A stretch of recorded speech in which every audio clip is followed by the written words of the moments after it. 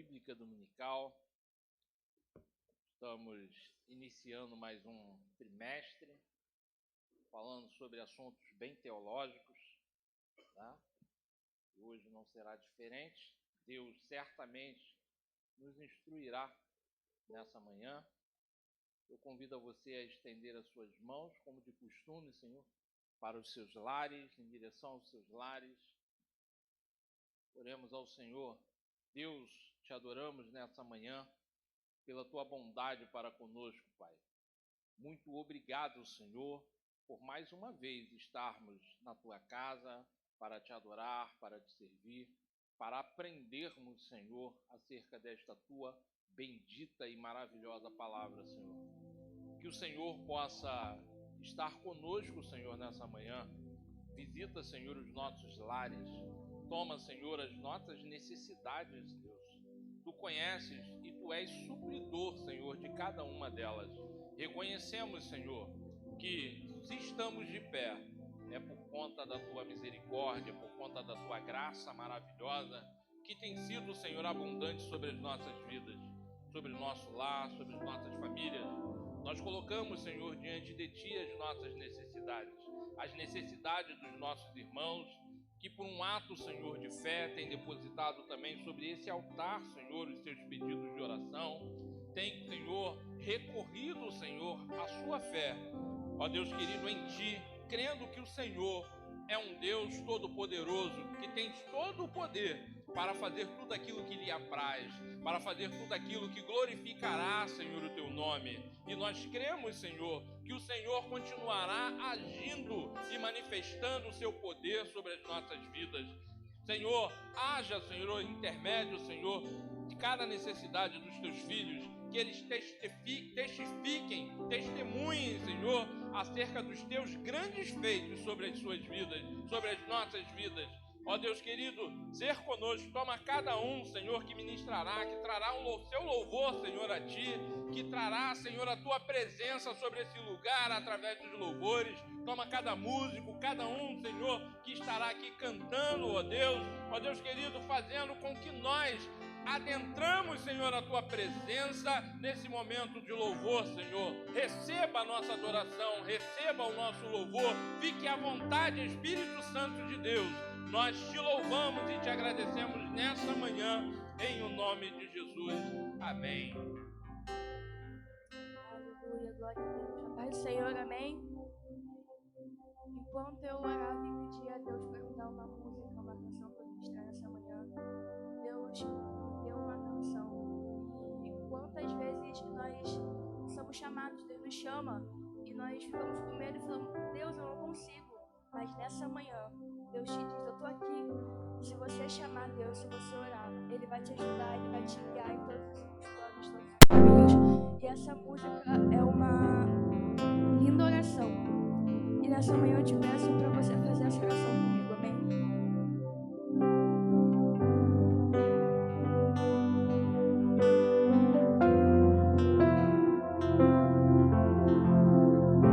Tua voz me chama sobre as águas, onde os meus pés podem falhar. E ali te encontro no mistério, em meio ao mar, confiarei.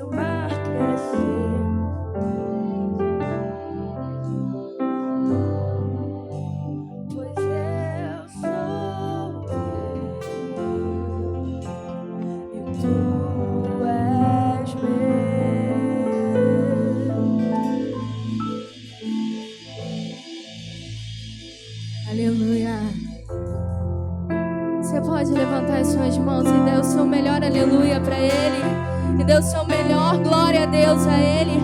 Adore ao Senhor nessa manhã. Entregue sua melhor adoração a Ele. Você pode dizer: Senhor, Tu és santo. Senhor, Tu és digno. Senhor, Tu és santo. Senhor, seja adorado nesse lugar, Espírito de Deus.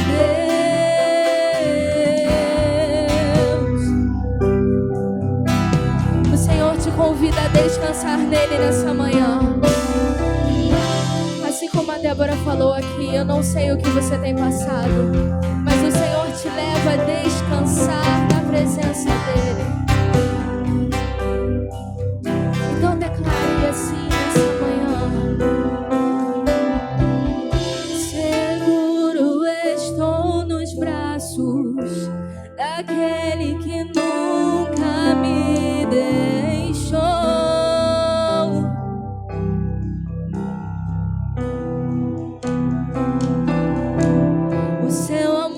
Perfeito sempre esteve repousando em mim, e se eu passar pelo vale, eu acharei conforto em teu amor.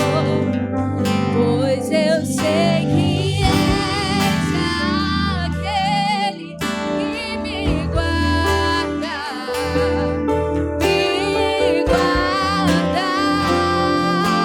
Você pode declarar nessa manhã que em teus braços é o meu descanso, em teus braços.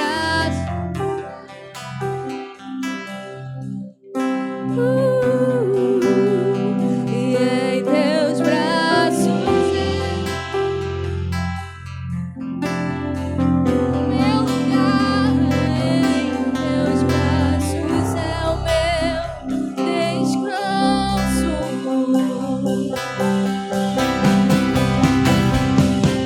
Seguro estou nos braços daquele que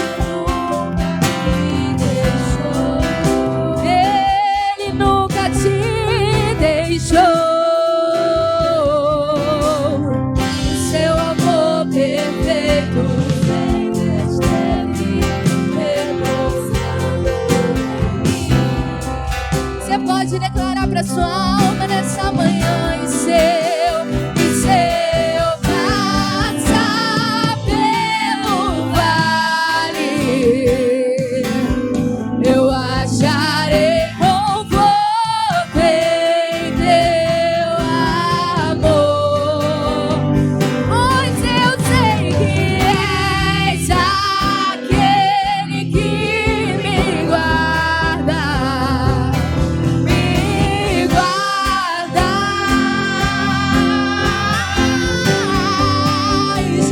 Em teus braços é o meu descanso. Em teus braços é o meu descanso. Em teus braços é o meu descanso. Em teus braços é o meu descanso.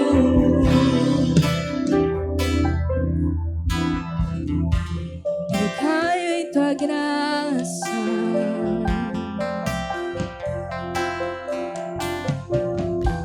eu caio de novo em tuas mãos,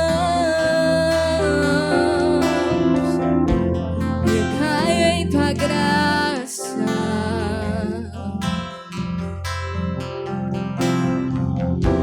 eu caio de novo em tuas mãos. Declare nessa manhã: eu recaio em tua graça.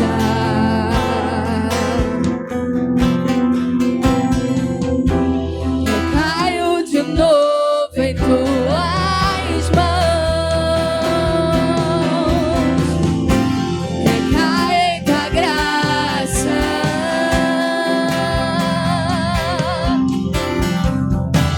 Recaio de novo em tuas mãos. E se eu passar pelo vale, eu acharei conforto em teu amor, pois eu sei que és, aquele que me guarda e guarda. Em teus braços é o meu descanso. Em teus braços é o meu descanso. Oh, e em teus braços é o meu descanso, o meu lugar. Em teus braços é o meu descanso.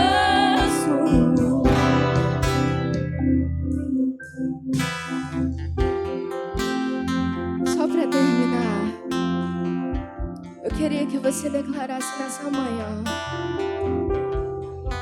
que você não confia no homem, que a sua confiança não está nas coisas aqui dessa terra. Porque uns confiam em carros, outros em cavalos, mas a minha e a sua confiança está no Deus Todo-Poderoso. A minha e a sua confiança está nele, aquele que te guarda, aquele que cuida da tua casa, aquele que cuida da tua vida. Oh, ele está aqui. Se a igreja declara assim: e seu Pai.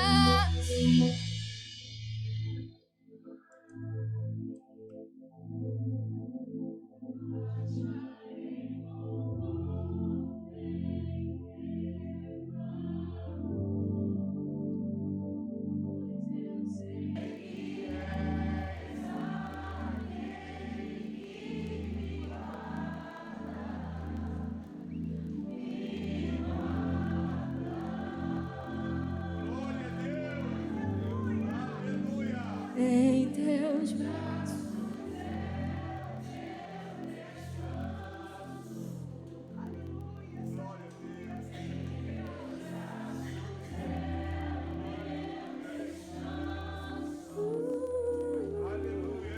em teus braços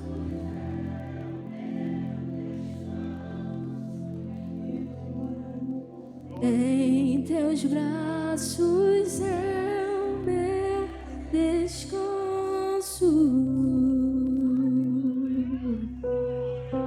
Glória. Glória a Deus. Aleluia. Glória a Deus. Glória a Deus. Tome o seu assento, meu irmão, minha irmã, nessa manhã. Ciente que é nos braços do Senhor que nós encontramos o descanso necessário para as nossas vidas. Nós, como já dissemos aqui no início, estamos em mais um início de trimestre, né? Nós estamos estudando sobre os pilares da teologia prática. Saímos no trimestre passado sobre as lições, falando sobre a liderança cristã, e isso nos dá muita base para estudarmos essas lições que nós temos, essas 13 lições que nós temos pela frente. Você que ainda não adquiriu a sua revista da Escola Bíblica Dominical, nós ainda temos revistas lá atrás, ainda temos algumas doações. Se você não puder adquirir a sua, alguém já pagou para que você adquirisse a sua revista. Se você não tem a sua revista, faça o favor, vá lá atrás, né, e pegue lá a sua revista para que você não fique sem esse compêndio teológico, tá, que nós estaremos estudando nesse trimestre. E falando de teologia, falando sobre pilares, né, de teologia prática, não sei se todos sabem, mas aqui nós temos um polo, né, de uma escola teológica que é da nossa igreja, né? E se você tem o desejo de se aprofundar mais sobre os assuntos bíblicos, sobre as disciplinas bíblicas, sobre como estudar a Bíblia, sobre como chegar a um conhecimento, a um entendimento acerca das Escrituras Sagradas, eu convido a você a fazer a sua matrícula, né, na nossa faculdade Vitória em Cristo. Procure depois Diácono Paulo Marcelo, tá? Ele é o responsável por esse polo, né, aqui na nossa igreja, e eu tenho certeza que você não se arrependerá de conhecer mais acerca da palavra. São, né, 3 módulos diferentes: teologia bíblica, teologia sistemática e teologia ministerial. Duração de 3 anos, 33 disciplinas envolvidas, né, 11 disciplinas por ano que você vai estar estudando, né, você vai estar tendo pleno conhecimento acerca dessas disciplinas, com profundidade, com substância, né, necessária para que você cada vez mais tenha não só o conhecimento, mas também atinja o essencial, que é a revelação da parte do Senhor acerca das suas Escrituras. Amém?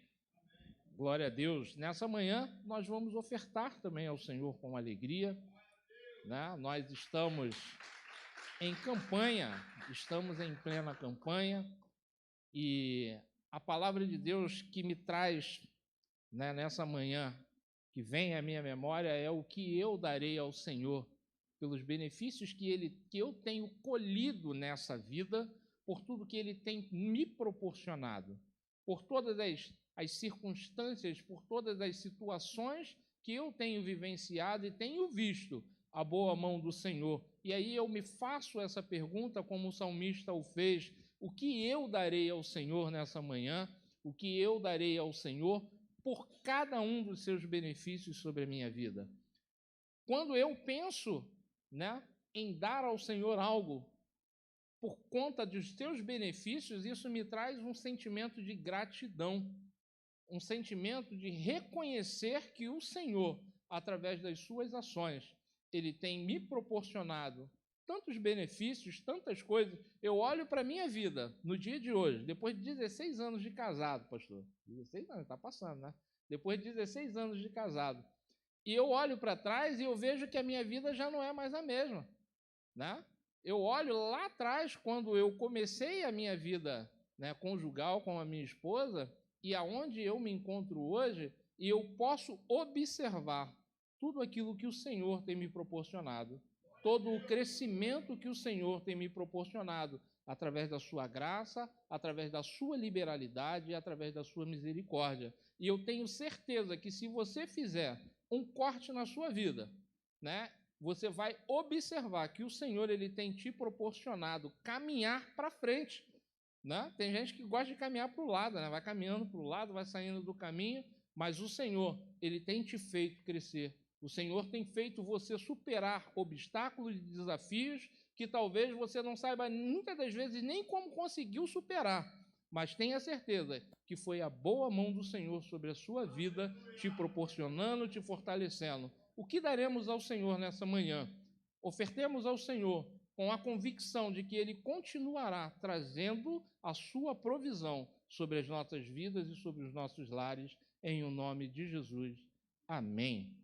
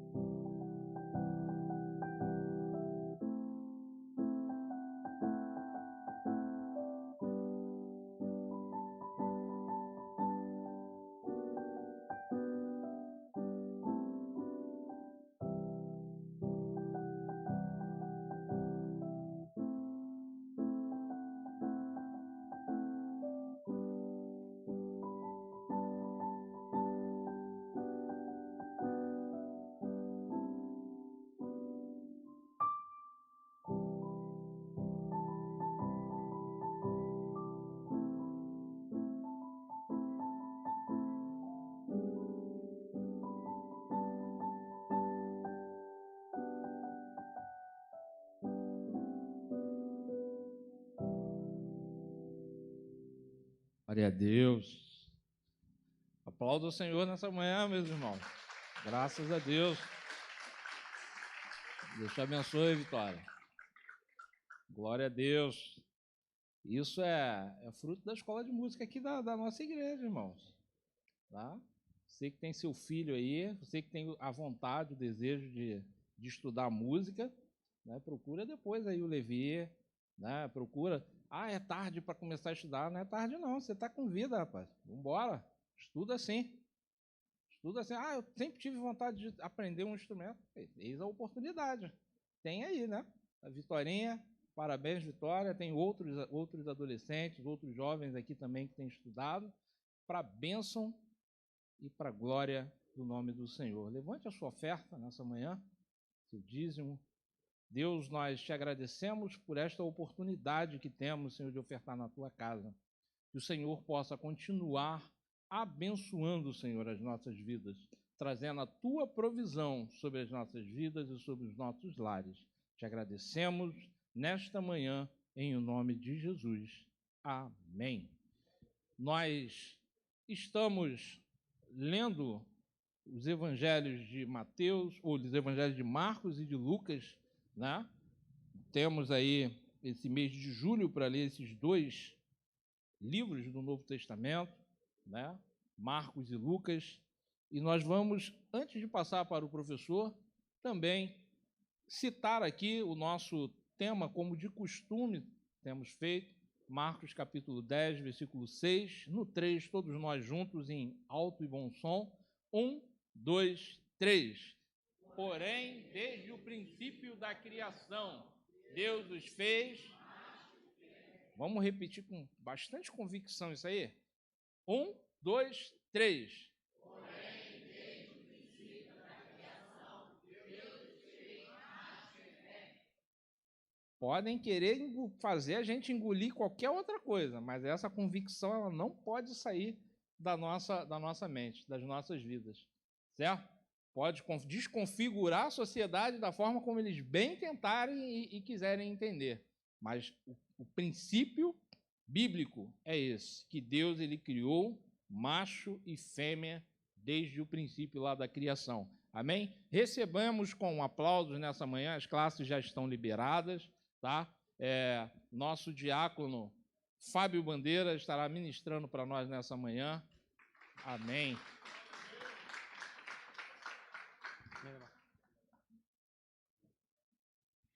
Paz de Cristo para a igreja. Amém. Glória a Deus, maravilha.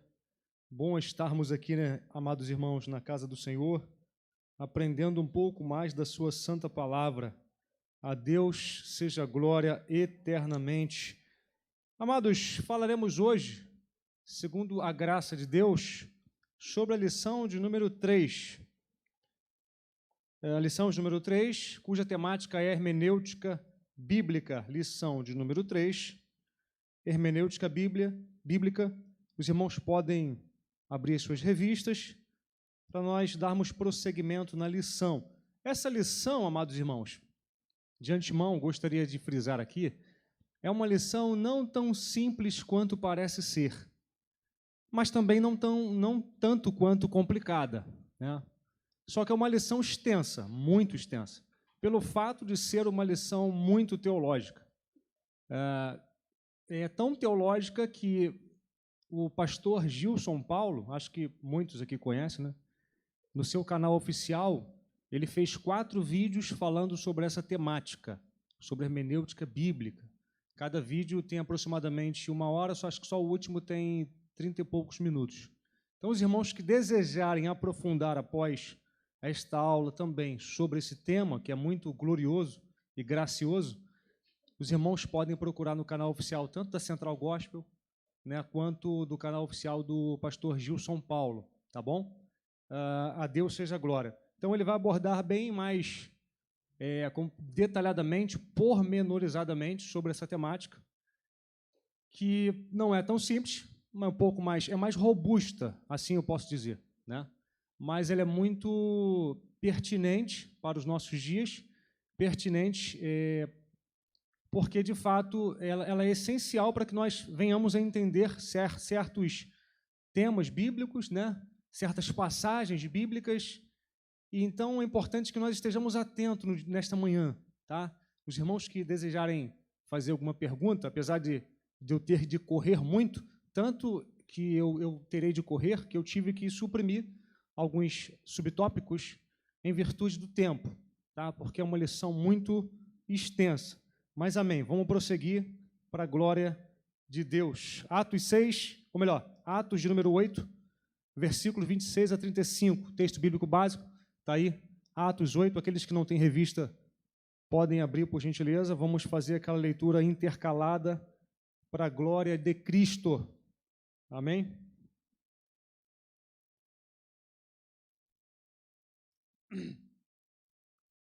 Glória a Deus. Atos 8, versículo 26. E o anjo do Senhor falou a Filipe, dizendo: levanta-te, vai para a banda do sul, ao caminho que desce de Jerusalém para Gaza, que está deserto. Os irmãos.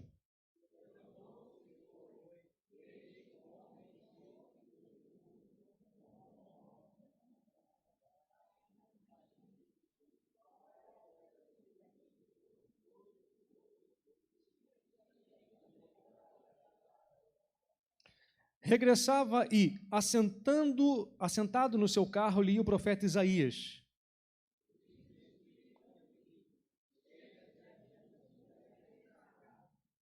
E correndo, Filipe ouviu que lia o profeta Isaías e disse: entendes tu o que lês?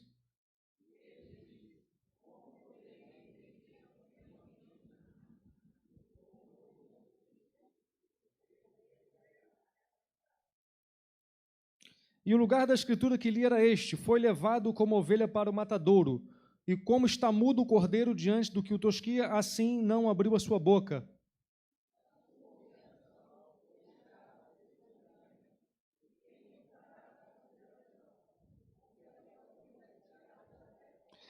E respondendo o eunuco a Filipe, disse: rogo-te, de quem diz isto o profeta? De si mesmo ou de algum outro?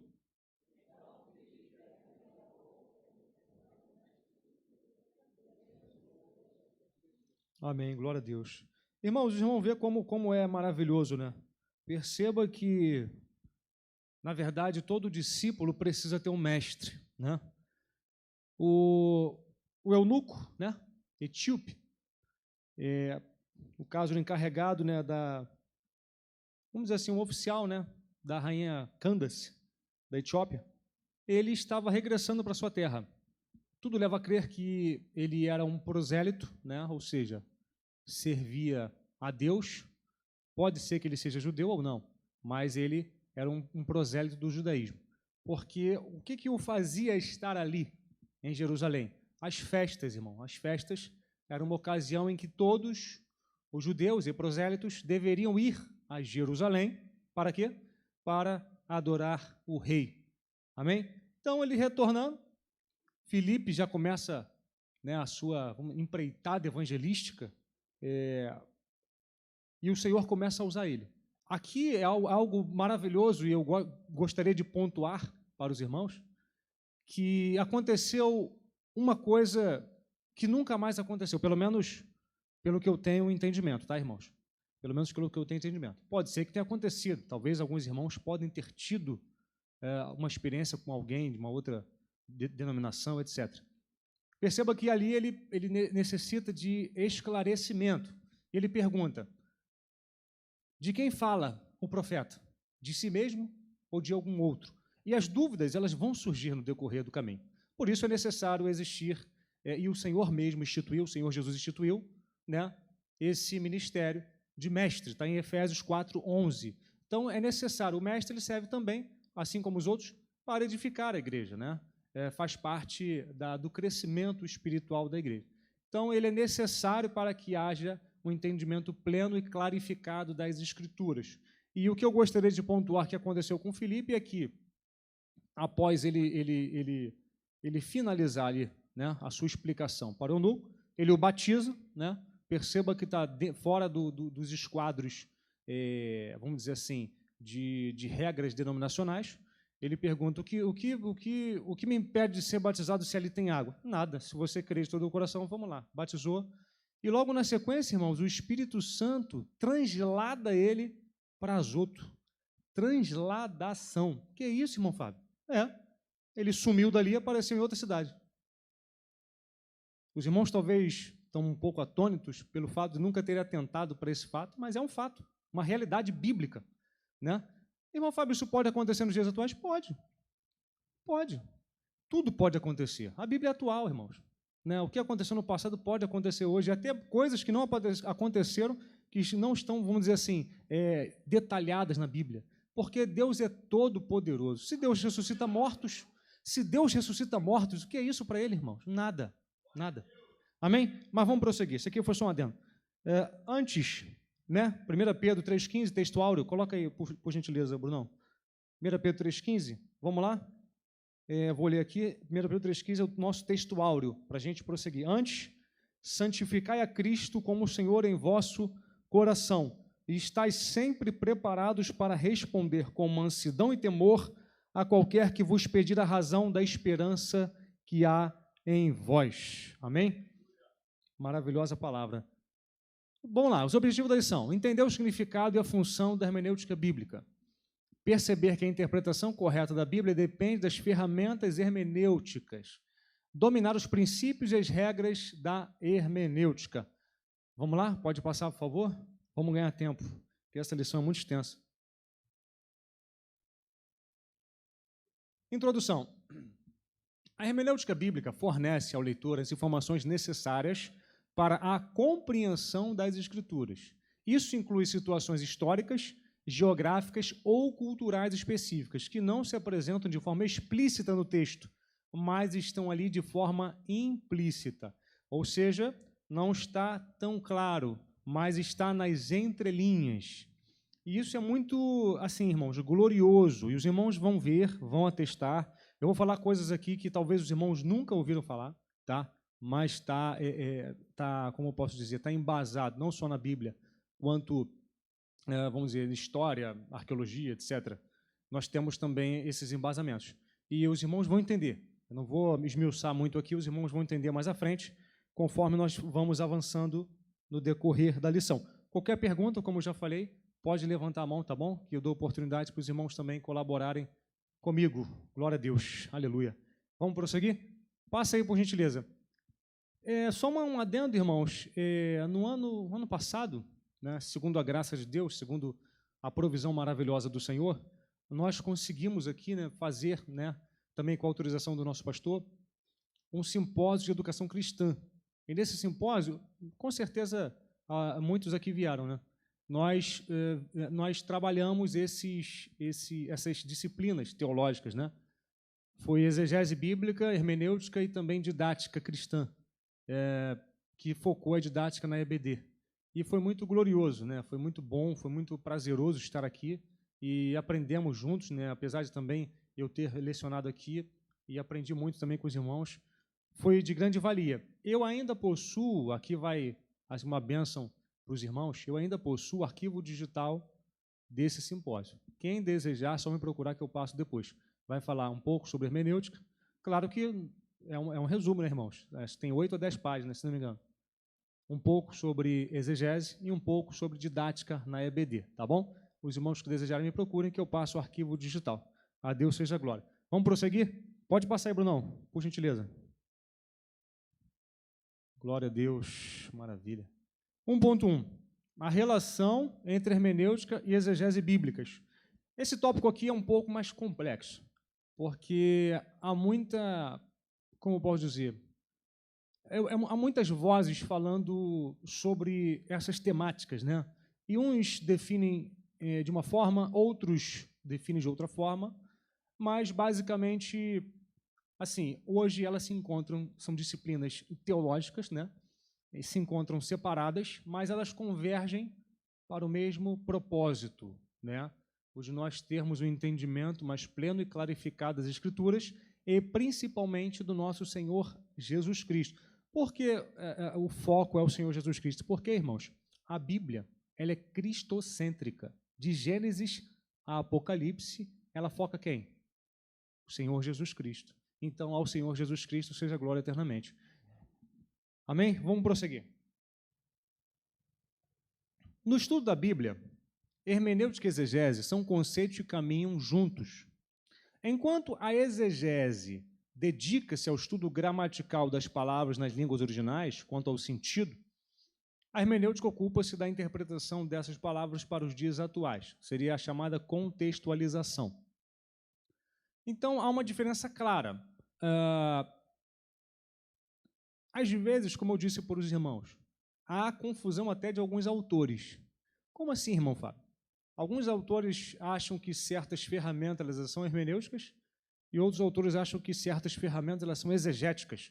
Então, os irmãos, quando forem ler alguns materiais relativos à hermenêutica e exegese, vão até ter essa dificuldade, porque elas estão tão interligadas que é muito difícil separá-las.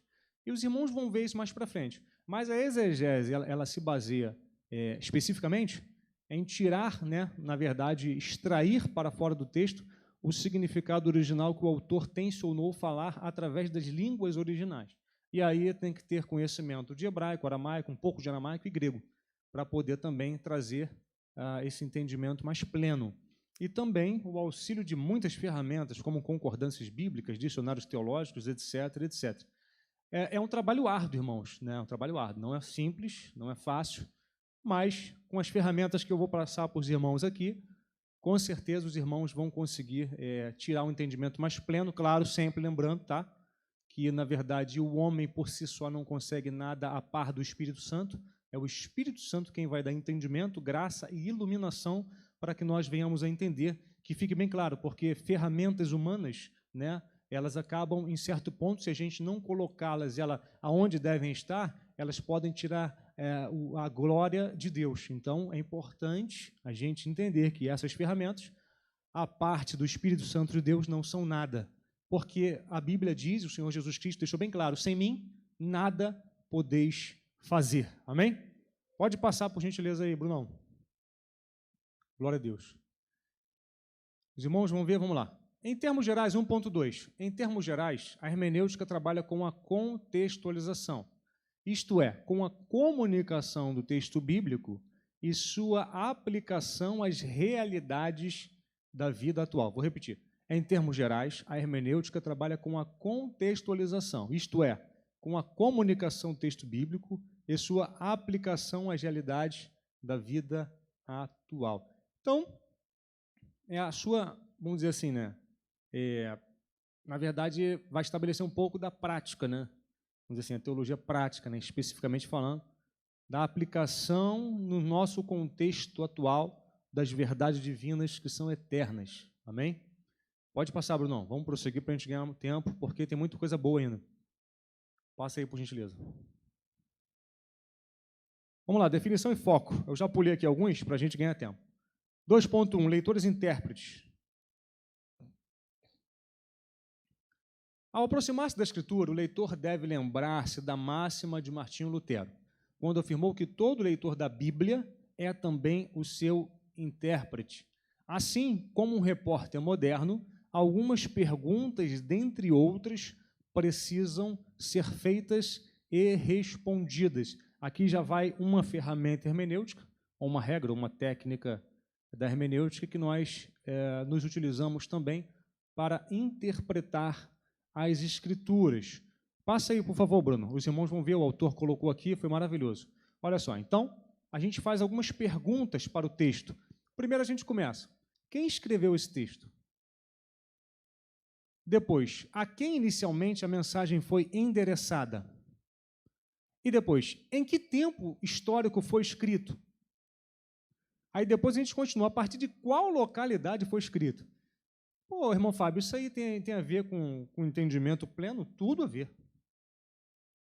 Se os irmãos pegarem qualquer tipo de texto bíblico e entender, por exemplo, vou dar só um exemplo assim, quem escreveu o texto? Aí a gente vai para a carta dos Hebreus. E agora? Quem escreveu Hebreus? Uns falam que foi Barnabé, outros falam que foi Paulo. E aí a gente já começa, Caramba, e agora? Foi Paulo ou Barnabé? Outros falam que foi Apolo. Então, os irmãos têm noção. A gente já vai tendo um conhecimento um pouco mais aprofundado. A quem inicialmente a mensagem foi endereçada? Hebreus. A mensagem tem uma carga muito, vamos dizer assim, judaica, Então, tanto é que o autor se utiliza muito, né, vamos dizer assim, das liturgias templárias ou liturgias do tabernáculo para embasar a sua doutrina, a doutrina de Deus. Então, a gente já vai tendo um outro entendimento. Vamos lá, em que tempo histórico foi escrito? E aí a gente vai para a parte da datação do livro especificamente falando. Tipo, alguns autores dizem que foi 56 depois de Cristo. Então, a gente tem uma noção ali que foi no primeiro século, né? A partir de qual localidade foi escrito? Por onde o autor se encontrava? Irmão Fábio, isso é interessante? Muito interessante, porque, parem para analisar. Por exemplo, na verdade, eu até gostaria de fazer uma dinâmica, mas é complicado, por conta do tempo mesmo. O apóstolo João. Irmão Fábio, de onde o apóstolo João escreveu as suas cartas? Quantas cartas ele escreveu? Alguém sabe dizer? O apóstolo João. Ele escreveu 3 cartas, um evangelho e o Apocalipse. 5, correto? 5 escrituras. Irmão Fábio, mas de onde ele escreveu? Bom, aí a gente pode começar a entender um pouco mais claramente. Apocalipse, ele estava onde? Refugiado onde? A ilha de Patmos, certo? Refugiado não, ele foi banido, ele foi para a ilha de Patmos, perdão. Então, ele foi banido por um imperador, ficou lá, né?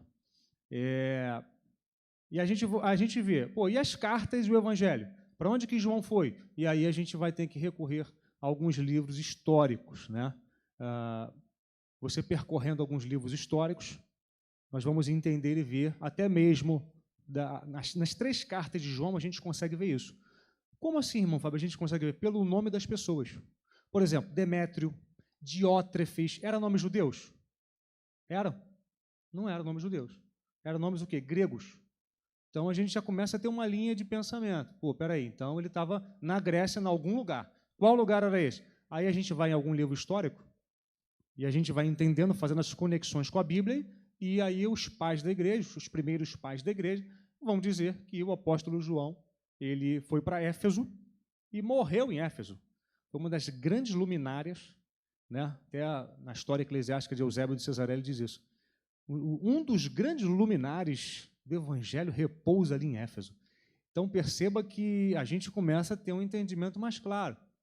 Peraí, então foi por isso que ele fala que há muitos anticristos se levantou na terra. Aí a gente vê várias doutrinas teológicas que os gregos traziam, porque eles eram muito filósofos, né? Tinha muita filosofia na Grécia, né?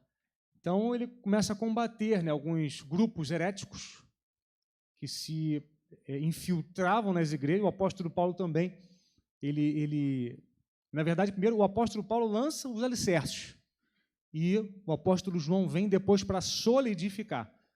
Tanto é que quem foi, a gente vai trabalhando essas ideias, viu como é extenso, irmãos? É assim mesmo, mas Deus é bom. Vamos trabalhando só para os irmãos terem uma noção de quanto não é simples, né? Digo, não é que seja complicado, é trabalhoso entender certas questões bíblicas, né? Mas nós vamos entender para a glória de Deus. Deus é bom. Então, perceba que a gente vai entender, peraí. O apóstolo Paulo falando para Timóteo, diz que ele era jovem, então, peraí, pastores jovens, né? Então, a gente já tira uma base daí, né? Tira uma base daí. E onde é que ele estava? Os irmãos sabem? Estava em Éfeso. O apóstolo Paulo deixou ele em Éfeso. E aí depois vem o apóstolo João. O apóstolo Paulo lança os alicerces e João solidifica os alicerces. Então perceba que é maravilhoso, irmãos, quando a gente começa a entender, o Espírito Santo vai nos guiando e a gente vai entendendo certas questões. Isso facilita, irmão, facilita, né? Facilita bastante. Claro que, como eu disse, não, o Espírito Santo é o centro, o Senhor Jesus Cristo tem de ter a primazia, né? Mas ele também nos ajuda com essas ferramentas para que nós possamos ter um entendimento mais claro, né? Então, isso é maravilhoso. Passa aí, Brunão, vamos continuar, senão eu falo muito e acabo deixando coisas boas para o final. Em que contexto histórico, social, econômico, religioso foi escrito? Aí a gente já começa a trabalhar outras questões. Irmão Fábio, como é que a gente vai ter, então, esse conhecimento desse contexto histórico, social, econômico e religioso? Como a gente vai ter esse conhecimento? Através dos livros, irmão. Não tem jeito. Dos livros históricos, né? São livros que hoje são chamados também de livros teológicos, no bojo geral, né? Porque eles pertencem, né, a área de conhecimento teologia, que também é chamada às vezes de ciência da religião, mas livros históricos especificamente, pontuais, tá, irmão? Não precisa ser diversos livros, porque os livros hoje em dia, assim, eles têm muitas páginas, não que seja ruim ler, é bom ler, mas assim, existe uma infinidade de livros. Um que eu posso indicar para os irmãos entender um pouco do contexto histórico, social, econômico, religioso, é o Novo Manual Bíblico dos Usos e Costumes dos Tempos Bíblicos de Ralph Gower. Muito bom. Então, ali a gente vai ter conhecimento de cultura, de história, um pouco de arqueologia, tudo um misto dentro desse livro. E a gente vai avançando, vai tendo entendimento sobre questões culturais da época, como funcionavam, como elas tomavam forma, o que tal palavra significou em tal contexto, o que o Senhor Jesus ou o que o apóstolo Paulo tensionou falar para o povo, o que ele desejou nos explicar, e por aí a gente vai avançando. Mas vamos prosseguir porque é muita coisa. Com que objetivo foi escrito? Qual o objetivo do livro? O livro, às vezes, tem um objetivo, né? Todos eles têm um objetivo. Por exemplo, Paulo, quando escreveu para Corinto, e aqui, só um adendo, tá, irmãos? Ele fala assim, chegou ao meu conhecimento, agora eu não lembro o nome da irmã, uma irmã tinha trazido a ele um conhecimento, não sei se é pelos da família de Cloé, se não me engano, que entre vós há dissensões, há brigas, há confusões, há conflitos. Então perceba que ele chegou até a ele uma informação, porque ele não estava em Corinto, e a partir disto o Espírito Santo impulsionou a escrever cartas para lapidar a igreja. Então perceba que tem um objetivo. E ali o Espírito Santo preparou, vamos dizer assim, a sua doutrina para nós, que tem aplicabilidade até os dias de hoje, tá, irmãos? Então a gente tem que saber somente aplicá-la, entender e aplicá-la. Amém? Passa aí, Brunão. A gente prosseguir. Alguma pergunta, alguma colocação? Não? O que o autor queria dizer originalmente? O que o autor queria dizer originalmente? Isso aqui também é importante. Qual o gênero do livro de estudo? Importantíssimo. O sentido do texto é figurado ou literal? E aí a gente vai adentrar mais um pouco a fundo sobre questões um pouco mais profundas. Mas eu quero me basear ali qual o gênero do livro, gênero literário. Qual foi a forma literária em que ele foi escrito? Irmão Fábio, isso é importante saber, Por que é importante? Para que nós possamos entender, vamos dizer assim, que tipo de linguagem está naquele livro. E nesse tipo de linguagem, o Espírito Santo vai nos dando entendimento. Porque perceba, vou dar só um exemplo aqui, tá, irmãos? Também não posso aprofundar muito. Quais são os 5 livros poéticos da Bíblia? Livros poéticos. Então, qual é a sua escrita? Poesia, certo? Quais são os 5 livros? Alguém sabe responder? Os 5 livros poéticos? Salmos, Provérbios, Eclesiastes, Cantares e Jó. Jó também. Então, são livros poéticos. O que isso significa, irmão Fábio? Que a maior carga de escrita ali é uma carga poética.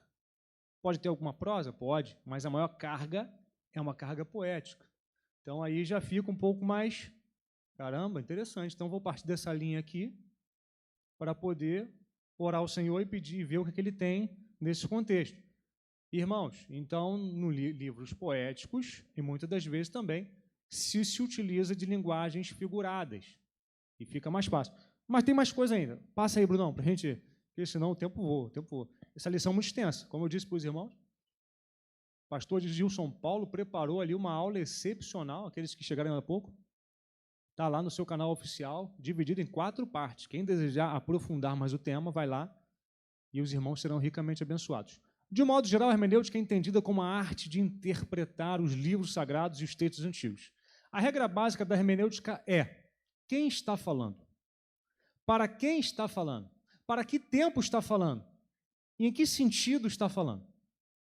Conseguiram entender? Eu vou dar alguns exemplos aqui depois, e os irmãos vão ficar um pouco mais um pouco atônitos, mas maravilhados por saber que, de fato, o Senhor é bom e Ele deseja nos ensinar mais e mais. Amém? Pode passar aí, Bruno. A revelação de Deus na história. Vamos lá. 3.1. A inspiração das Escrituras. O Altíssimo inspirou homens de contextos de vida muito distintos, em épocas diferentes, para revelar sua mensagem aos seres feitos à sua imagem e semelhança. Então, muitos eruditos vão dizer que a Bíblia foi escrita e compilada no espaço de 1.600 anos, por autores diferentes que mesmo e não se conheciam, mas escreveram mensagens que se, vamos dizer assim, conectam, entrelaçam. Quem escreveu? O Espírito Santo escreveu em linguagem humana. Isso é maravilhoso, irmãos. Isso é maravilhoso. Por isso que há essa conexão plena e maravilhosa. Irmãos, para analisar, irmãos. Pode ver os livros antigos aí. A Bíblia em si, no seu, vamos dizer, escopo original, ela tem muito mais que 2.000 anos. Porque primeiro já existe o Antigo Testamento, né? Volta aí, Brunão, rapidamente. E eu vou entrar nesse assunto rapidinho, mas eu preciso ler aquele texto ali. Ó, 2 Timóteo, segunda carta aos Timóteo, 3,16.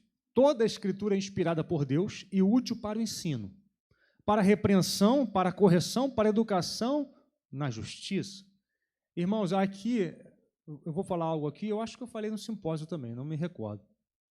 Mas aqui vai para o entendimento dos irmãos, tá? Vamos lá. Nós estamos lendo um texto aqui, tá bom? 2 Timóteo 3,16.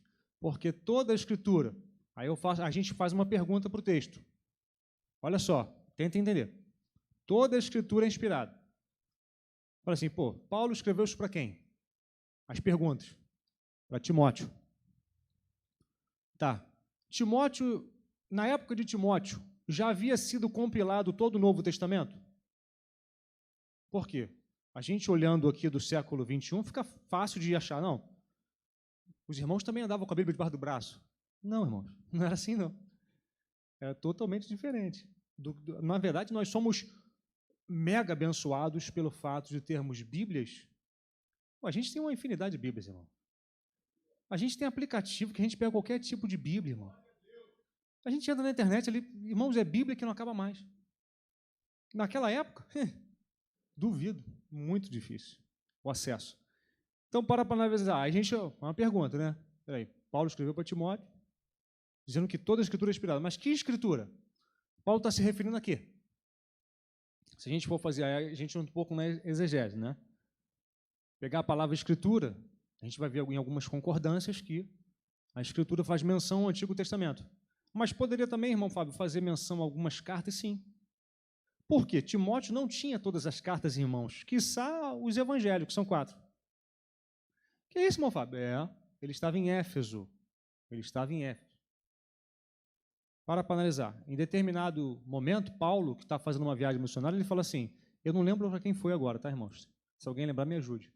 Ele fala assim, quando você voltar, traga os pergaminhos, em algumas versões, ou os livros, e a minha capa que deixei na casa de Trófimo. Então perceba que Paulo nem levou a Bíblia, vamos dizer assim, né? Ele estava sem a Bíblia. Que é isso, irmão Fábio? Então ele evangelizava sem a Bíblia? Irmãos, não era fácil assim não, irmãos, como a gente pensa. Hoje é fácil a gente levar uma Bíblia embaixo do braço e ir por aí pregando, evangelizando. Antigamente não era assim não, irmão. O negócio era um pouco mais estreito, porque era muito custoso também, né? E a escrita, naquele tempo, era uma escrita, vamos dizer assim, para poucos. Quem eram os escritas? Os escribas, né? Ou os amanuenses, como dizem alguns. Eram geralmente você vê, ali nas sinagogas judaicas, tinha os escribas e os fariseus, né? Os escribas. Pegava a tinta, né? Molhava na pena e escrevia nos papiros ou nos pergaminhos. Correto? Fazia as cópias de cópias das escrituras originais. Cópias de cópias das escrituras originais. Então, percebam que existem milhares delas. Que é isso, meu Fábio? Existe. Existe. Sério? Quantas? Irmãos, é difícil mensurar. Até os estudiosos ficam numa dúvida. Por exemplo, existe um autor que escreveu um livro de hermenêutica, né? Hermenêutica fácil e descomplicada. E ele diz o seguinte, que só do Novo Testamento existe de mais de 5.000 manuscritos existentes. Irmão Fábio, agora fiquei turbado. Irmãos, não é fácil não. A gente pensa que é fácil. Não, sei o quê. Para chegar onde a gente chegou, meus amigos, meus irmãos, teve muita labuta, muito trabalho. E o trabalho dos tradutores não é fácil. O trabalho dos tradutores da Bíblia é uma situação, uma equipe, irmãos, e eles ficam muitos anos para poder traduzir alguma Bíblia, até mesmo também para poder, vamos dizer assim, revisá-la, né? Que tem várias versões. Mas a gente vai chegar lá. E o tempo está correndo. Passa aí, Brunão. Eu tenho que avançar, irmãos, senão não vai dar tempo. Olha só, a compreensão das Escrituras. As Escrituras Sagradas são compostas por textos de difícil compreensão. Foi aquilo que eu falei. Tem muita gente que diz assim, irmãos, a Bíblia é fácil. Vamos lá, vamos tentar entender. Espera aí. Ela é fácil em certo sentido, em certo aspecto, mas no outro é muito difícil. As Escrituras Sagradas são compostas de textos de difícil compreensão. Sim. Que é isso, irmão Fábio? O apóstolo Pedro falou.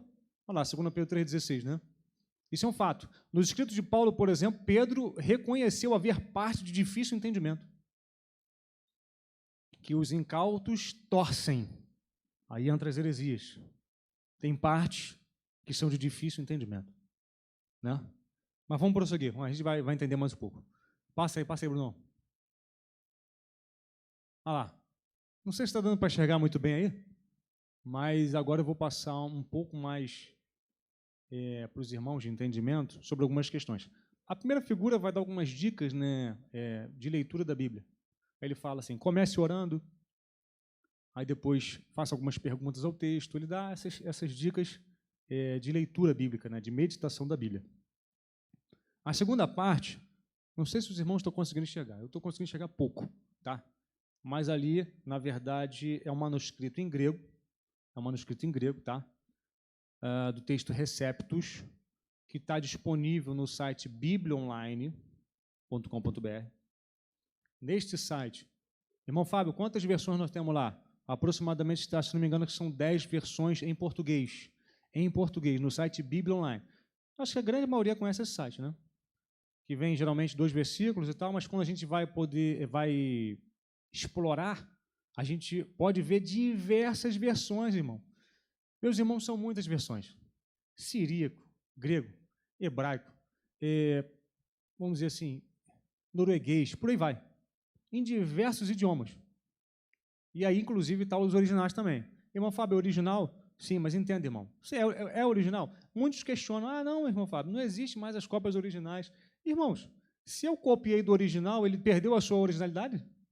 Não, pô. E alguns questionam isso aí, mas pô, show de bola, não. Maravilha. Os irmãos estão conseguindo ver? Está tudo em grego. Está vendo? Digo aqui, na parte branca. Olha lá. É em grego. Novo Testamento. Irmão Fábio, qual foi o livro da Bíblia escrito em grego? O Novo Testamento. De onde o senhor retirou isso? Eu tirei do site Bíblia Online. Nós, inclusive, essa ferramenta é tão poderosa, irmãos, que a gente pode botar a Bíblia em português de um lado e a Bíblia em grego, em aramaico, em hebraico do outro. Então, fica 2 Bíblias paralelas para você poder conseguir fazer a sua exegese. Porque eu tenho que ir na língua original, isso aqui é mais complexo. Eu só estou pontuando, tá, irmãos? Não posso também adentrar muito, até por conta do tempo e da complexidade dessa questão. Mas eu queria que os irmãos entendessem. Olha só, amplia de novo aí, Brunão, por favor. Joga na parte branca lá. Olha, eu vou perguntar uma coisa para os irmãos. Olha só. Verifique aí. Cadê a vírgula? Cadê o ponto? Cadê o acento?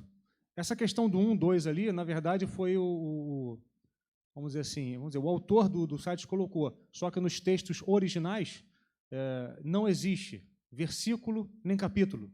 Irmão Fábio, não existia versículo, nem capítulo, nem pontuação? Não. Está aí. Não existia. E aí, irmão, o que a gente faz?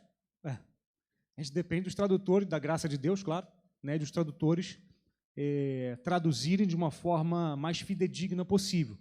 Entendam e percebam que aqui, eu até trouxe um adendo aqui, deixa eu caçar para os irmãos, não coloquei aí, irmãos, porque senão fica muito extenso, é muita coisa. Eu, na verdade, tive que suprimir algumas coisas em si, em virtude de não conseguir colocar tudo para poder mostrar para os irmãos, porque é muita informação. Vamos lá. um adendo aqui sobre essa questão. Pode manter aí, Brunão. Diz assim, Estevão, isso aqui é um livro teológico, tá? Panorama do Novo Testamento, de Robert Gundry. Estevão Langton, morto em 1228, dividiu o texto em capítulos. Ele foi morto, não está dizendo que foi em 1228, então foi antes disso. Ele morreu em 1228. Ele dividiu a Bíblia em capítulos. Tá? Aí vamos continuar. Estéfanos, em versículos, em sua edição impressa de 1551. Então aí a gente já tem uma... Espera aí, então, a divisão em capítulos ocorreu quando? Século XIII. E a divisão em versículos? Século XVI. Então perceba que houve um avanço. Irmão Fábio, então nós somos abençoados muito. Nós temos a Bíblia em versículos, capítulos. Onde que o irmão prova isso? Simples, irmãos. Lucas, se não me engano... Não, Mateus capítulo 4. Mateus, pode tirar, Bruno, por gentileza. Pode voltar ao original. Mateus capítulo 4. Aí está as dicas, tá? Os irmãos podem dar uma olhadinha. Mateus capítulo 4 vai falar da tentação de Jesus no deserto. Certo? Amém? Perceba que toda referência que era feita ao Antigo Testamento não era feita em capítulos e versículos. Era somente a referência ao livro. Correto? Então você vê quando o diabo chega para Jesus e fala assim, leva a ele ao pináculo do templo, lança-te daqui, porque está escrito, a seus anjos dará ordem a teu respeito, para que te proteja em todos os seus caminhos, não tropece em alguma pedra. Perceba, está escrito. É dito onde? Não. Aí depois o Senhor Jesus replica. Ele não fala que o diabo estava errado, tá, irmão? Porque de fato estava escrito. Tem que entender. Então perceba que o cão é astuto. Ele conhece a Bíblia. Então torcer para ele é fácil, né? A gente tem que estar ligado. Mas também está escrito, não tentarás o Senhor teu Deus. Existiu alguma menção a capítulo e versículo? Não. Irmão Fábio, qual outro texto que o irmão tem para poder embasar isso? Atos 2, na pregação de Pedro. Eles estão ali no batismo com o Espírito Santo e os irmãos ficam, eles estão bêbados. Ele falou, irmão, não tem ninguém bêbado aqui não. Bêbado aqui não. O que está acontecendo aqui foi o que profetizou o profeta Joel. Mas ele não fala nem capítulo nem versículo. Nós sabemos hoje que é Joel a partir de 2:28, capítulo 2, versículo 28 em diante. Então perceba que esse ponto é interessante. Irmão Fábio, qual é o perigo disso? Uma vez eu vi um debate, irmãos, há muito tempo atrás, de dois pastores, num programa, alguns vão lembrar, acho que o Paulo deve lembrar, vejam só, lembra, Paulinho? Vejam só, com Heber Cocarelli. Tinha um debate ali, benção, e tinha dois pastores, um inclusive era, se não me engano, agora eu não lembro de qual igreja ele é, não sei se era adventista, agora não lembro. Só que é o seguinte, eles começaram um debate em cima daquele texto que diz assim, um para poder embasar a doutrina, o outro para poder embasar a doutrina, e ficava naquela. Meus irmãos, o negócio foi feio. Por exemplo, quando o ladrão da cruz morre, ele fala assim, em verdade vos digo, em verdade vos digo que hoje mesmo estarás comigo no paraíso. Aí, meus irmãos, ficou um negócio estreito. Por quê? Se a pessoa assim, tem pouco conhecimento de Bíblia e vai naquele, ela fica naquela, caramba aí, o pastor ali, mas o outro também, pô, e agora? Quem está certo? Por quê? Eu acho que era, se não me engano, acho que era a doutrina adventista mesmo, que ela nega a questão do, como dizer, a imortalidade, né? Ou seja, após a morte é um sono. Por quê? Tenta entender. O pastor foi embasar esse texto, aí ele falou assim, essa aula de grego, eu lembro muito bem, ele falando, essa aula de grego, eu lembro muito bem, é como se estivesse na ponta da língua. Lá no texto, aí ele foi e citou essa questão. Lá no texto original não existe ponto, não existe pontuação, nem capítulo, nem versículo. Aí ele falou assim, não, vocês que adaptaram essa mensagem, olha só, irmãos, em verdade vos digo que hoje mesmo estará comigo no paraíso. Aí ele falou o seguinte, não, mas aqui na minha Bíblia está assim, em verdade te digo, 2 pontos. Aí já jogaram os pontos, né?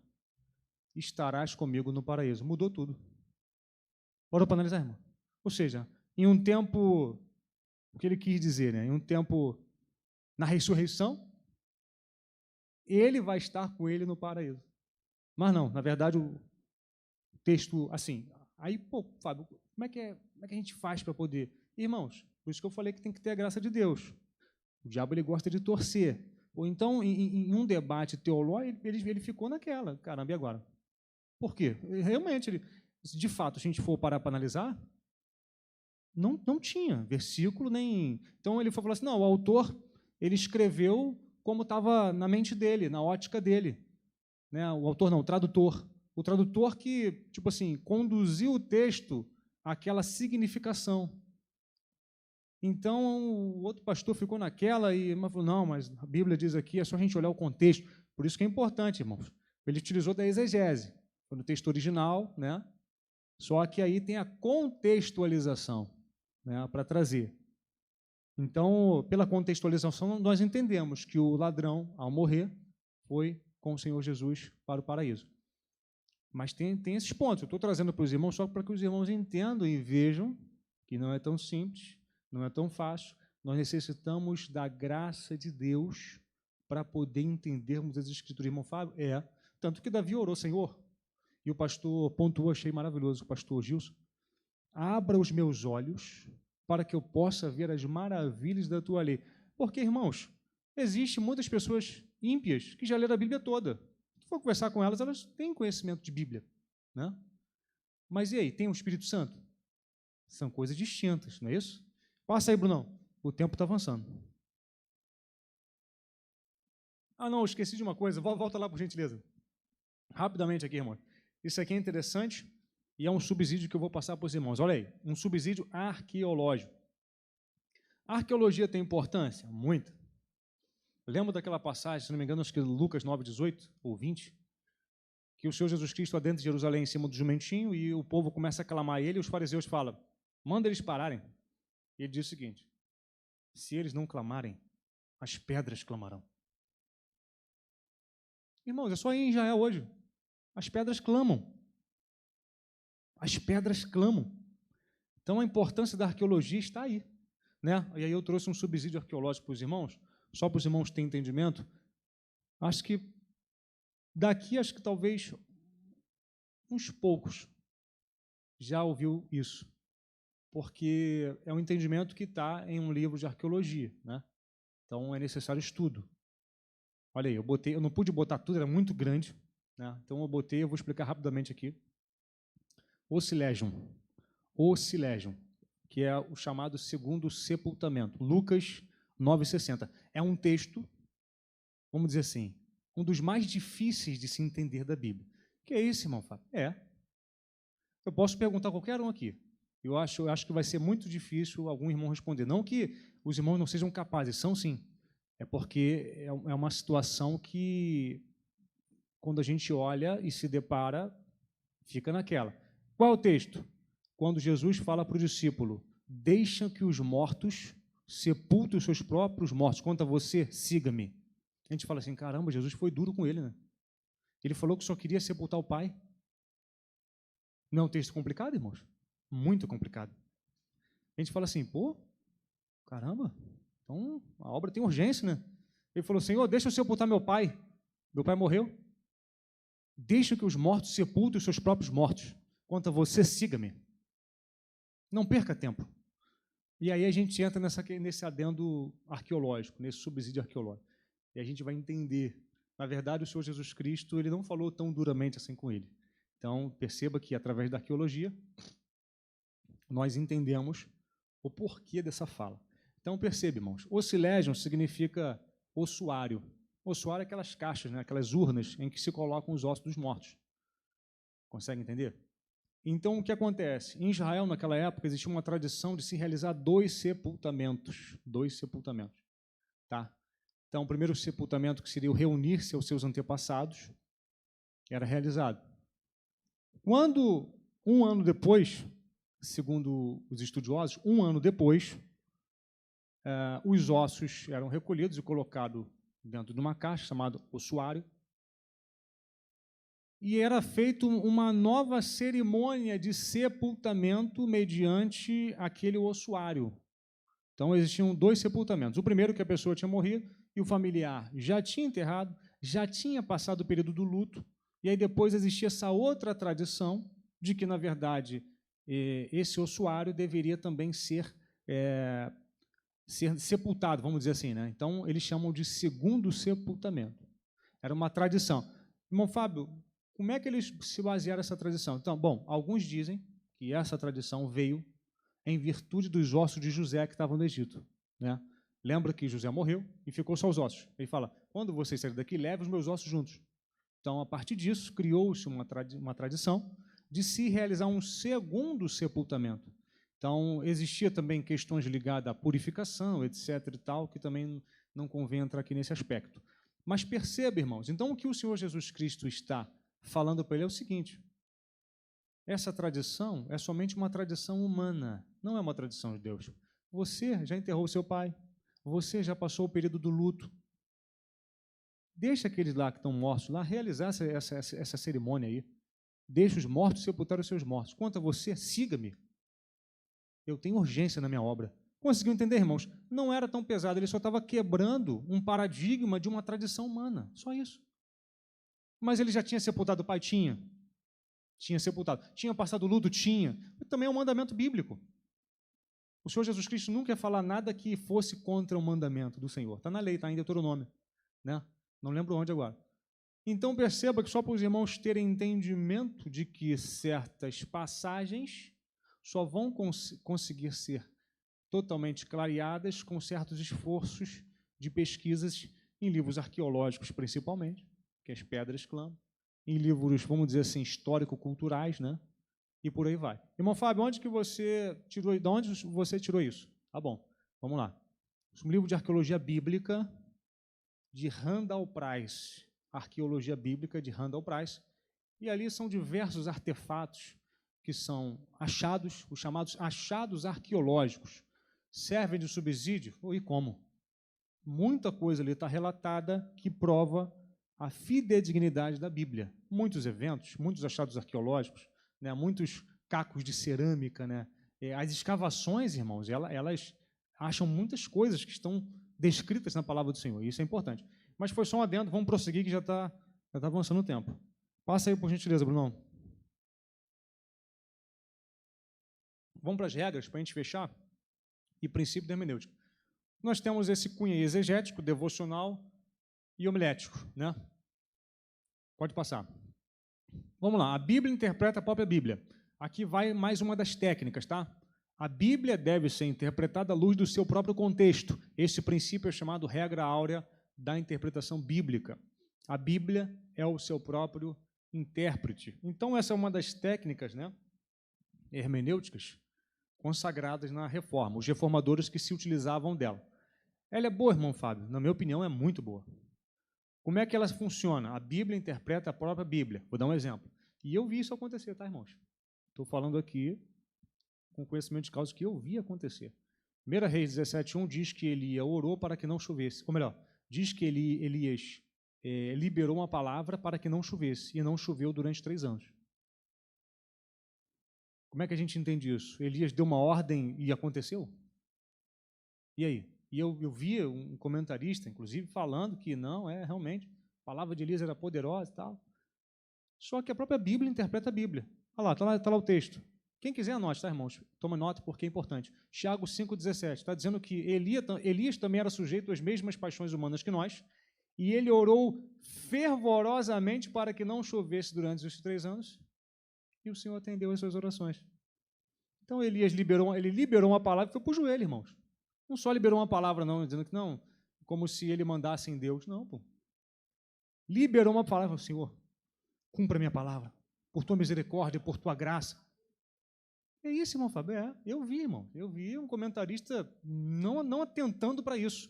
A Bíblia interpreta, a própria Bíblia. Para os irmãos terem uma noção de quanto isso é valioso, é muito conhecimento, irmãos. Ou seja, por isso que eu estou tentando ter cuidado para poder os irmãos entender, viu que não é tão simples. Se os irmãos lerem o livro de Apocalipse e forem para Isaías, porque os irmãos, infelizmente, muitos irmãos só focam Apocalipse, isso eu estou falando de literatura apocalíptica, só focam Apocalipse e Daniel. Irmãos, os profetas todinho falam de Salmos também, né, falam sobre a volta de Jesus, o retorno, como se dará os eventos, né? Então perceba que Isaías também ali, de 60 em diante, meus amados irmãos, que coisa maravilhosa. Muitas coisas que estão em Apocalipse já estão em Isaías há muito tempo. Por exemplo, Isaías 11, ele fala ali que, né, na verdade, o leão dormirá junto com o cordeiro, naquele tempo, no milênio glorioso do Senhor Jesus Cristo. Então, perceba que ali também ele vai repetir, em Isaías 65, 64 também, né? Isaías 66, é maravilhoso, irmãos. Então, a gente tem que fazer essas conexões. Eu li um texto aqui, a Bíblia interpreta a própria Bíblia. Pô, não entendi muito bem, não. Pede graça a Deus e vai... Por isso que é bom a gente ter lido a Bíblia de ponta a ponta, irmãos. Você que não leu a Bíblia toda ainda, estão perdendo tempo. Você tem que conhecer a Bíblia de Gênesis e Apocalipse. Porque quando a gente vai, Senhor, me dê graça para que eu possa trazer uma palavra, né, evangelizar, e eu li um texto aqui. Muitas das vezes o Espírito faz isso comigo, irmãos. Eu leio um texto aqui, eu vou orar, Senhor, tem misericórdia de mim. O Espírito Santo faz lembrar aquele texto lá. Aí eu, caramba, é mesmo, aquele texto. Ele me fez lembrar daquilo que eu já conhecia. O Espírito Santo não vai fazer lembrar daquilo que tu não conhece. Esse é o ponto. Entendeu? Amém? Vamos prosseguir porque o horário está avançando. 4.3. É preciso determinar o estilo do texto. Embora seja muito importante considerar, em primeiro lugar, o sentido literal do texto, há um número abundante de figuras de linguagem e simbolismo nas Escrituras. O próprio Senhor Jesus utilizou-se amplamente desses recursos em seus ensinos. Ali eu botei Marcos 9,47, que já estava lá, e Salmo 78, 2. Eu estou tentando lembrar aqui, irmão, o que verso sobre esse tema. Deixa eu abrir aqui rapidamente. Salmo 78, 2. Ah, sim, lembrei. Sobre a questão do Senhor se utilizar muito de parábolas. O Senhor Jesus Cristo, ele se utilizou muito de palavras. E ali no Salmo 78, perceba, a Bíblia interpreta a própria Bíblia. Lá era dito que o Senhor falaria àquele povo, né, com uma linguagem diferenciada, por parábolas. E por enigmas do passado me pronunciarei a esse povo. Então percebam que, na verdade, já estava lá, colocado no Antigo Testamento, isso que o Senhor Jesus Cristo está querendo nos dar entendimento. Então, esse ponto é importante. Passa aí, Bruno, por gentileza. Outro ponto importante que Deus me fez lembrar, que eu também, estudando, eu tive esse entendimento, é o seguinte. Eu confesso, irmãos, que eu fiquei com uma dúvida durante um certo tempo para entender. Eu confesso que eu falava assim, mas estranho. Quando o Senhor Jesus Cristo falou assim, da importância, né, da santidade e da importância de se você abandonar o pecado. Diz assim, se teu olho te faz pecar, arranca-o, porque é melhor você entrar na vida somente com o olho do que com os dois olhos ser lançado no fogo do inferno. Se tua mão te faz pecar, arranca-o. Então, segue o mesmo ensino, né, a mesma premissa. Eu fiquei falei, caramba, o que o Senhor quis falar aqui? Hoje fica mais claro, irmão. As figuras de linguagem foram muito utilizadas também pelo Senhor Jesus Cristo. Que tipo de figura de linguagem ele utilizou? Muitos sabem. Qual foi a figura de linguagem que o Senhor Jesus utilizou? Alguém pode responder? Alguém? Hipérbole, irmãos. Uma linguagem hiperbólica, né? Que trabalha com exageros. Então, o Senhor Jesus Cristo está falando da importância de você arrancar o pecado da sua vida. Consegue entender? Então, essas linguagens eram muito utilizadas no passado, né? A Bíblia tem muitos eufemismos, né? Muitas símiles, muitas metáforas, hipérboles, e por aí vai. Estou aqui só um adendo para que os irmãos entendam. Peraí, mantenha aí, por favor. As passagens bíblicas, agora o 4.5, têm um único sentido, e este deve ser o alvo a ser encontrado. O trabalho de interpretação pode ser simplificado quando o estudante da Bíblia tem acesso a um número maior de versões bíblicas. Vamos para outra ferramenta. Uma simples consulta a versões diferentes de uma mesma passagem pode levar à solução de grandes dificuldades. Irmão Fábio, que técnica, que ferramenta é essa? É uma ferramenta poderosa, irmão. E como eu disse para os irmãos, mais uma vez repito, quem desejar, às vezes os irmãos podem ter, às vezes, 2 ou 3 Bíblias, mas para ficar um entendimento mais refinado e purificado, tem esse site do Bíblia Online, que nós temos 10 versões diferentes. Então, eu vou ler um texto. Não entendi muita coisa. Vá lá em outra versão. Irmão Fábio, quanto tempo você perde, mais ou menos, às vezes, fazendo? Irmãos, às vezes, nem 10 minutos fazendo essa... Porque eu abro um, leio rápido, abro o outro, leio rápido, abro outro, leio rápido. Eu vou, Senhor, qual que é a versão que está mais de acordo com aquilo que o Senhor desejou falar? Se eu falar essa aqui. E, às vezes, muda muito, tá, irmãos? Muda muito, tá? Tem entendimentos que são modificados quando você se utiliza dessa ferramenta, do auxílio das versões bíblicas. Então, traz um entendimento mais claro né?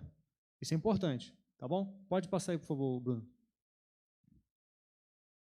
Então, para fechar, eu vou fazer uma recapitulação. Recapitular aqui sobre as, vamos dizer assim, as regras, né? Os métodos hermenêuticos que foram apresentados. Algumas coisas eu adicionei para poder também dar um entendimento mais claro para os irmãos.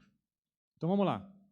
3 básicas regras que nós, se utilizarmos, com a ajuda sempre do Espírito Santo, nós vamos ter um entendimento mais purificado das Escrituras. Vamos lá. Fazer perguntas aos textos bíblicos. Importantíssimo. Perguntas contextuais de conteúdo. Fazer perguntas para o texto. Perguntar, né? Como aconteceu, de que forma, em que período, em que situação, em que região geográfica, e aí também tem o subsídio, né? A gente pode tentar entender, tem mapas, tem Bíblias que tem mapas, irmãos, tem Bíblias de tudo quanto é tipo hoje, irmão. Livros de tudo quanto é tipo, inclusive, ali na frente o Paulo está vendendo alguns, né? Abençoados. Então, assim, a gente tem muitas ferramentas para que cheguemos a esse entendimento mais claro. A segunda regra, essa regra da interpretação bíblica, comparar texto do Antigo e do Novo, que é o quê? A Bíblia interpreta a própria Bíblia. Eu li um texto do Novo, oremos ao Senhor, e ele vai nos direcionar para um texto do Antigo, né?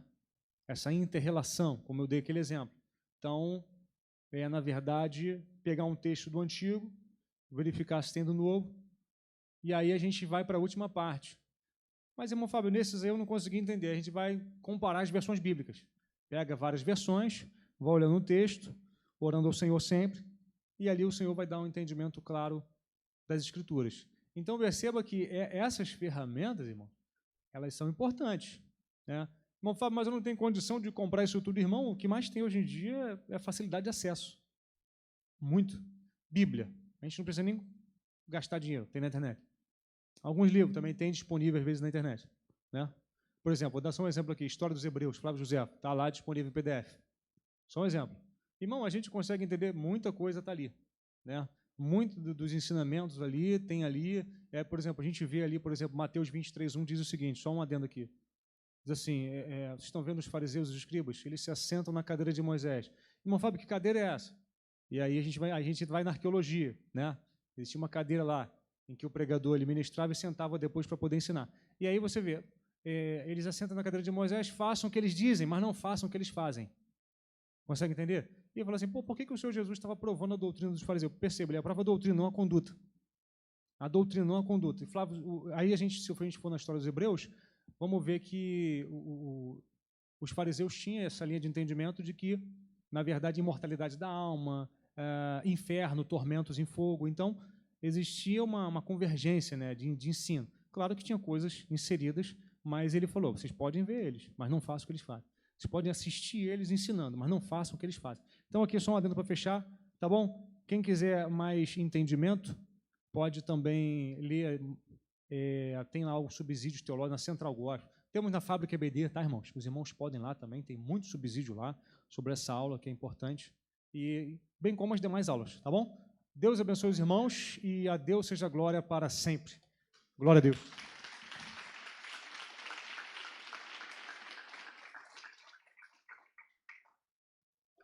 Glória a Deus para sempre. Pastor Ivan, alguma coisa? Amém? Deus abençoe a igreja. Glória a Deus. Queridos, a paz de Cristo, vamos colocar de pé em nome de Jesus. Eu estava aqui saboreando a aula, né? Eu acho que é um conteúdo assim muito difícil, mas Deus deu graça ao nosso diácono Fábio Bandeira para que pudesse trazer assim uma maneira assim de facilitar o ensinamento para todos nós, né? Eu sempre digo que quem estudou aqui, né, sabe, todos que estudaram aqui, tem aquele professor que tem aquela boa didática, né? E tem aquele professor que dificulta, né? Se eu fosse dar uma aula dessa, eu ia dificultar tudo, vocês iam sair daqui pior do que entraram. Mas o Fábio, Deus deu graça para ele. Deus, você pode dar uma salva de palmas pela vida do diácono Fábio. A nossa igreja ela é rica, Deus presenteou aqui com professores, com pregadores, com músicos, e isso é o que é importante. É bom lembrar que estamos num trimestre onde fala muito sobre a interpretação, fala muito sobre estudar a Bíblia, né? Os conceitos que a Bíblia tem, e eu queria que fizesse um desafio a você para que você pudesse falar para alguém à noite, falar, olha, você não esteve aqui de manhã não? Poxa, venha no próximo, porque as aulas têm sido maravilhosas. Esse trimestre vai ser impactante, cada aula maravilhosa. Então, nós somos um instrumento, né? Não vai falar assim, irmão, tu não teve de manhã não? Preguiçoso, hein? Então, não fale isso, né, irmão? Pelo amor de Deus. Fala assim, ó, tem umas aulas maravilhosas. Olha, a aula de hoje foi maravilhosa, né? E aí, vem no próximo. Ó, vem mesmo. 9 horas, começa às 9h30, né? Para que a gente possa, assim, conduzir, porque eu estou maravilhado com o conteúdo que foi dado aqui, não só hoje, mas na semana passada também. Mas esse trimestre, assim, ele é promissor, gente. Ele é assim, muito bom, né? E o Fábio ali, o diácono Fábio, ele me aguçou a ler outras coisas que eu não prestava atenção. Então, isso é muito importante para todos nós, né? É bom lembrar também, né, irmãos, que tem aquela comida que a gente come, que é o feijão e arroz básico, que é feijão, arroz, o ovo, né? O bife com batata frita, né? Durante o final de semana e sexta-feira, eu gosto de fazer uma coisa diferente em casa, né? E essas coisas diferentes dá mais trabalho. Porque eu falo, Beth, pô, faz uma comida diferente aí, o essencial já é bom, já tá bom para você, né? Aí no final, sexta-feira, eu vou e faço alguma coisa. Então, nessa sexta agora, eu fiz um fuzil.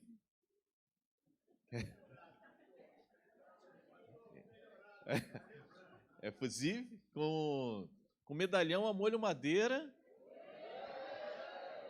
com champignon, né? Calma, gente, eu não estou falando de culinária. Aonde eu quero chegar? Queridos, você tem o feijão com arroz que alimenta também, que é a leitura da Bíblia, que é o que ele está dizendo aqui.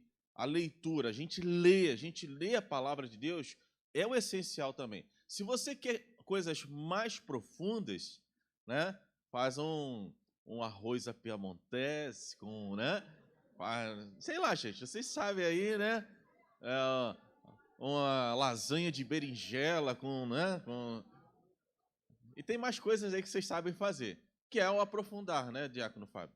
Então, assim, mas assim, eu estou muito, muito feliz mesmo, extasiado aqui pela aula de hoje, e eu tenho certeza que eu vou trazer enriquecimento para a minha vida, e todos aqui estão trazendo também para a sua vida, no nome de Jesus. E aí vamos falar assim, ó, irmãos, vamos lá no próximo domingo, né? Nem Gorete, aquele jeitinho que você tem, né? Carinhoso. Vamos lá, no próximo domingo, vamos estar lá na EBD, para a gente estar tendo uma aula maravilhosa, aí você, quando convidar, vou fazer isso então, você vai abençoar essa pessoa com uma revista. Olha aí. Dá para ser ou não dá, irmãos? Uma revista. Quanto é a revista, Fábio? R$10. Você vai convidar. Você tem a revista? Não tenho. Então eu vou te abençoar com a revista. Ó, temos que investir, né? Amém?